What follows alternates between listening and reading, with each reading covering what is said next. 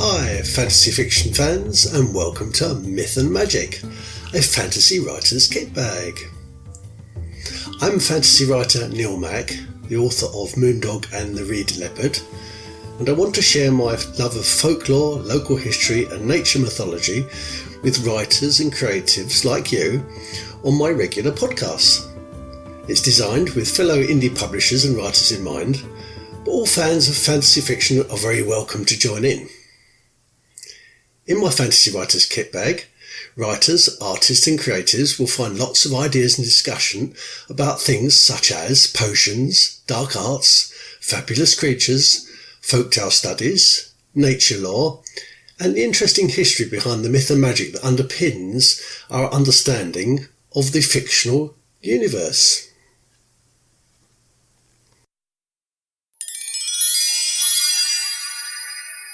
Hi, fantasy fiction fans. I'm just back from the Chateau Brametourte in Lautrec in the south of France, having spent 6 days celebrating my daughter's nuptials.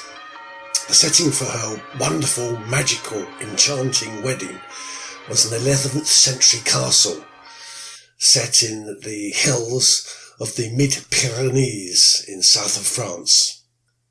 Lautrec is a beautiful, almost perfect medieval village, sited between the World Heritage Sites of Toulouse, where I stayed for 2 nights, Orby, which is another incredibly beautiful town, and Carcassonne, the walled city. The castle of the Brametourte, which I'm sure I'll talk to you about a bit more later, is the home of, or the ancestral home of Toulouse-Lautrec, the famous artist.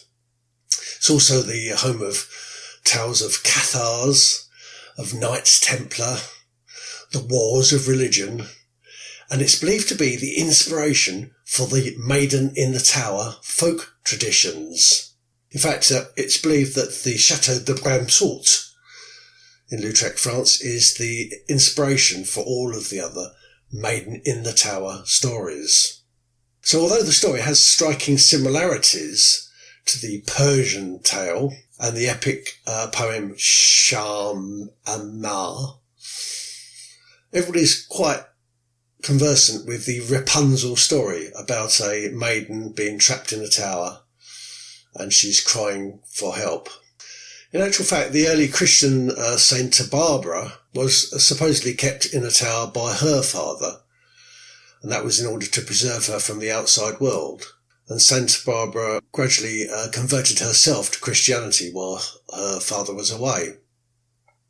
But the story about the castle that I visited and where we had our wedding ceremony last weekend in Lautrec, France, is named Brametourte. Now, Brametourte is a Occitan word. So in this part of France, they had their own language, or they still use, I think, their own language, Occitan. And Brametourte comes from the word bram, which is a sound, and tourte, which is the local name for turtle dove. And on my show notes, you'll see a picture of the turtle dove in the tower. Anyway, the local villagers say that the story goes along these lines. And it's about 1,000 years old, the story. Apparently, the Viscount of Toulouse came to visit the Baron at the chateau. He noticed the beauty of the younger daughter. So he told the Baron that she might be a future wife and requested of the Baron that the maiden would be preserved in purity for him.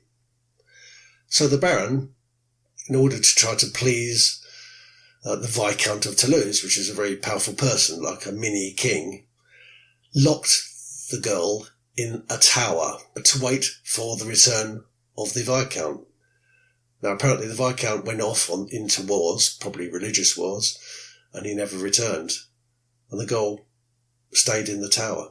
On my show notes, you'll see a picture of the actual tower and the window from which she possibly cried. Now, local villagers also say that she cried and cooed from the window, and that cooing and the crying sounded like a dove cooing and crying from the window. Now, funny enough, when I was staying there in the chateau, I was woken up in the morning by a cooing noise, and I looked out of the window, and sure enough, in these tiny little, they're glassed off squares, but in each one of these tiny little squares was one dove sitting there cooing. So it sounds very, very likely that these kind of noises did come from the castle. Anyway, the local villagers also say that it's like an alternate bit of the story, that when a passing knight heard these dove calls from the chateau tower, he went to rescue the lady. And I think that's where the idea of the maiden trapped in a tower and the Rapunzel story first began. Rapunzel's tower in the Chateau Brametourte in Lautrec.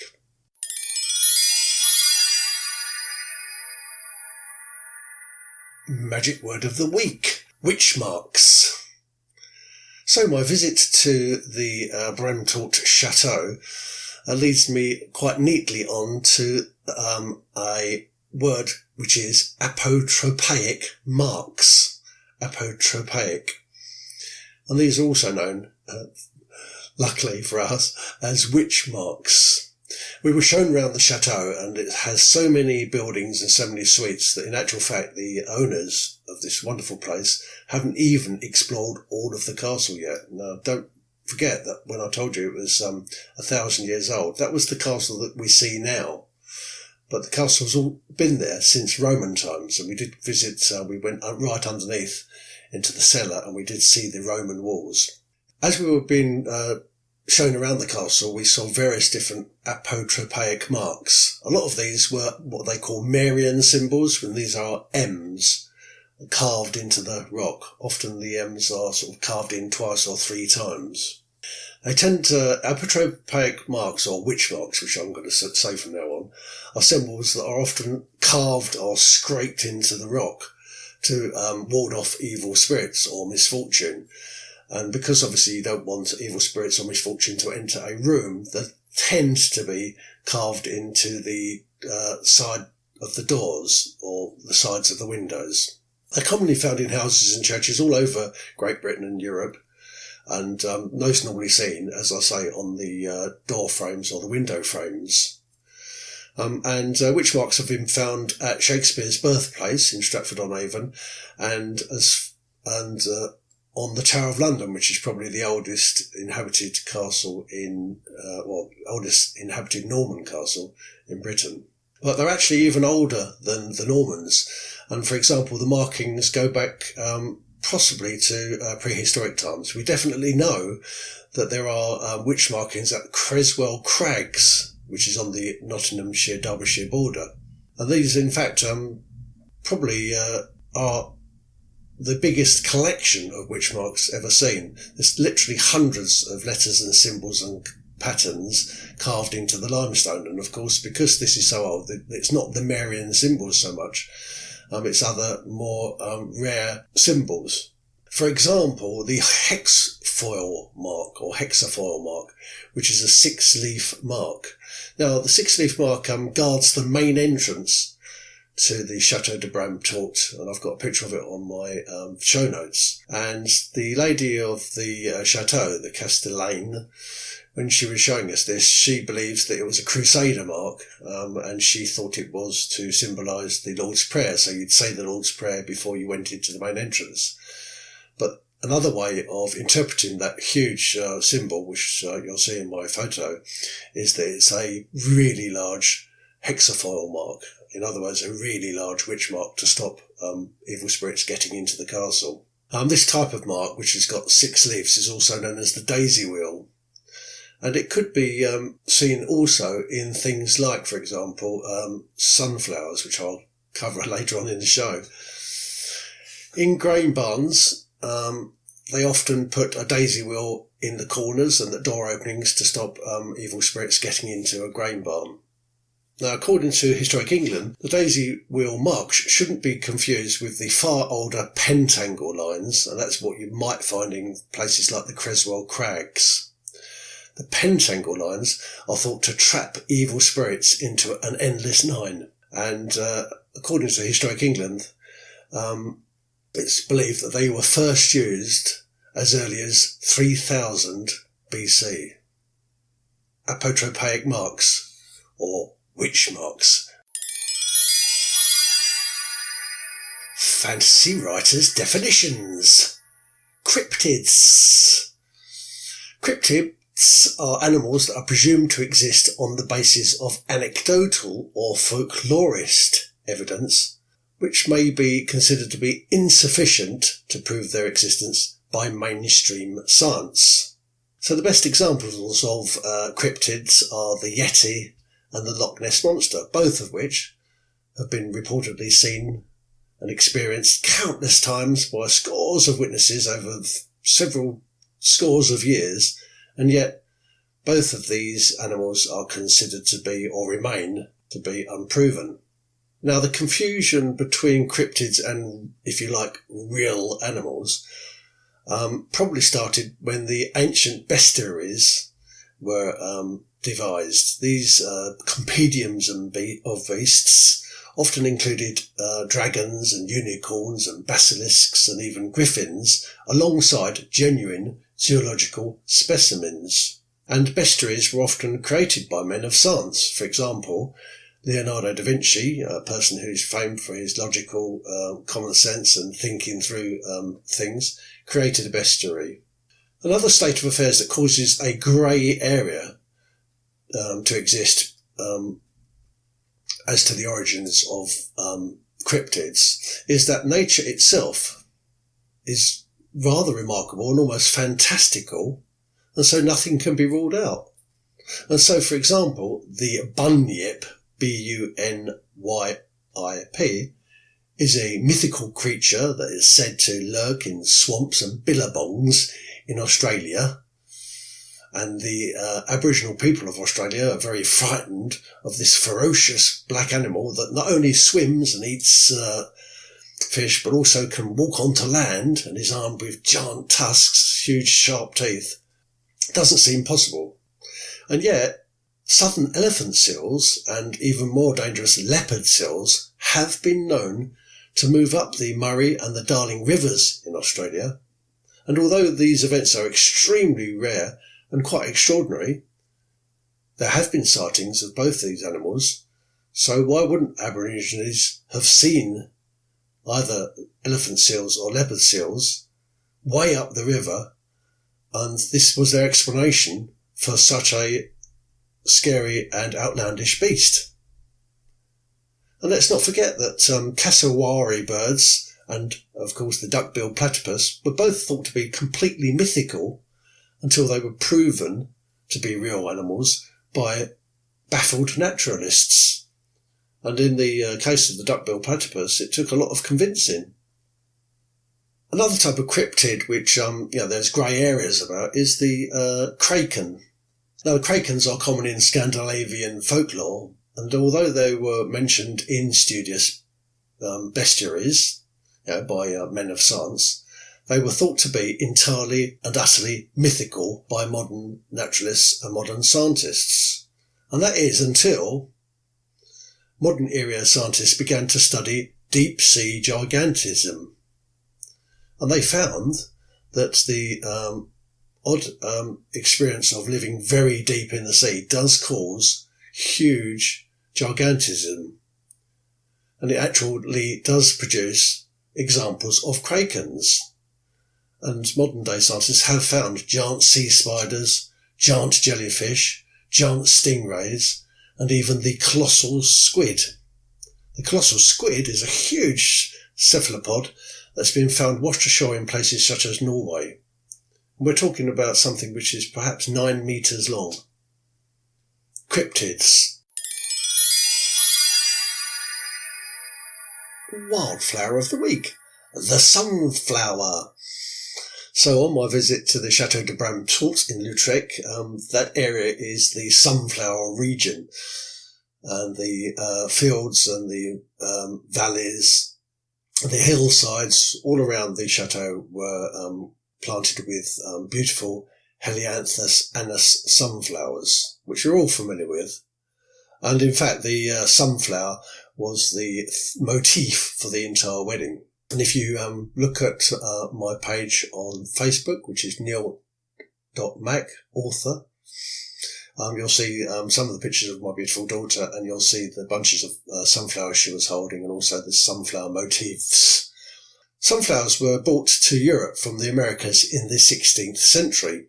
Traditionally, Native American groups planted sunflowers on the northern edges of their plots as a fourth sister to their favoured crops of corn, beans and squash. It's thought that the sunflowers have been domesticated by man for at least 5,000 years. And indigenous American peoples such as the Aztecs, the Otomi and the Incas used the sunflower as a symbol of their solar deity. During the 18th century, the use of sunflower oil became very popular with members of the Russian Orthodox Church, and that's because sunflower oil was one of the very few oils allowed during the Lenten fast. Amongst the Pueblo Zuni people of southwestern United States, the fresh or the dried root of a sunflower is chewed by the medicine man before he sucks the venom from a snake bite, and afterwards he applies a poultice. Now there's a common misconception about sunflowers, and that's that the sunflower heads turn gradually to track the sun. In Tarn, last weekend while I was driving around, I noticed that all of the sunflower heads were drooped towards the earth. I think that's because it's the end of their flowering season and their seeds are maturing. But typically, so I'm told, the sunflowers actually point eastwards and they do not track the sun. Nevertheless, the spiritualist church uses the plant as their symbol because of this reason, because it turns to the light. The same whorls and spirals that are seen in horns and teeth and claws are also found in the florets and the head of the traditional sunflower. So not only does the sunflower represent the sun and light, but it also symbolises something a bit deeper and something a bit more gritty, the horns, teeth and claws of life. Helianthus annus, the sunflower. As you can imagine, I've been extremely busy over the last 6 days. So I was 6 days in France dealing with my daughter's wedding, which was an amazing and magical event. And then it took me over a day not only to get home, but also to recover from the long weekend. So because of that, I haven't got anything else to tell you this week. I just wanted to call out, though, Michael Swanwick.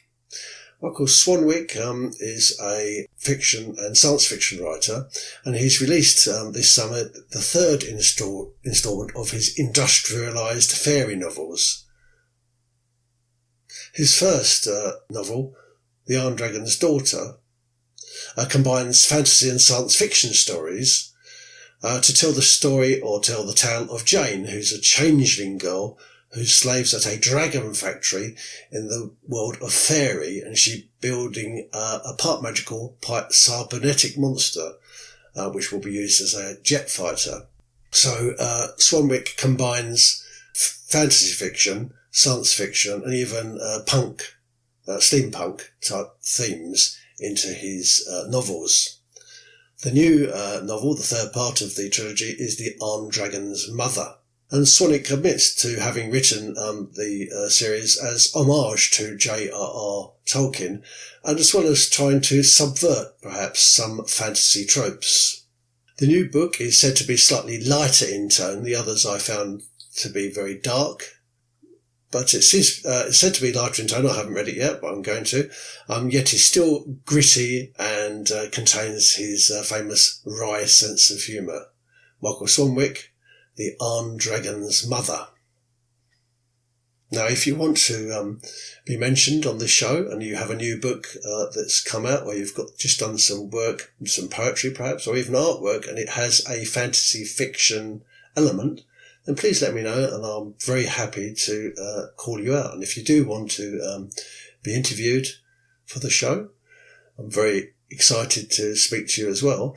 And if you go to Neil Mac, all one word, neilmach.me, neilmach.me, you'll see a list of the criteria that you need to fulfill in order to be interviewed for the show.